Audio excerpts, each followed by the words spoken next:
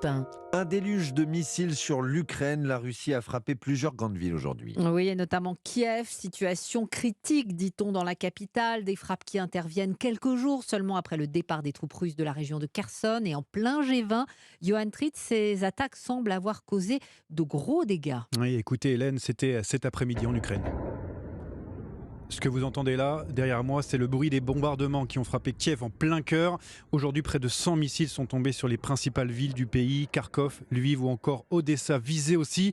Dans la capitale, 2 immeubles résidentiels ont été touchés selon les autorités locales, mais aussi des installations d'infrastructures énergétiques plongeant une partie de la cité dans le noir.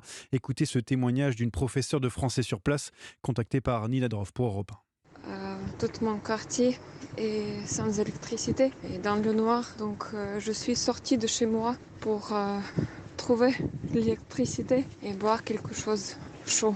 Il y a plein de gens autour, des grandes queues partout. La panique donc dans le pays où plus de 7 millions de foyers sont maintenant privés d'électricité. Des villes entières sont sans lumière.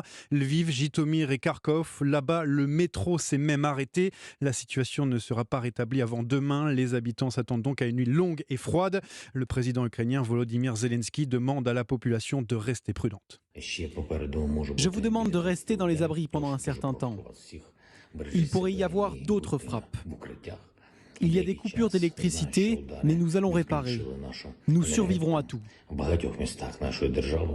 Des frappes russes qui ont causé des coupures d'électricité jusque dans un pays voisin, la Moldavie. En réponse, l'Ukraine a bombardé la région frontalière de Rostov en Russie, faisant 2 morts selon le gouverneur local. À Kiev, le maire de la ville, Vitali Klitschko, annonce à l'instant un mort après les frappes, mais le bilan n'est que provisoire.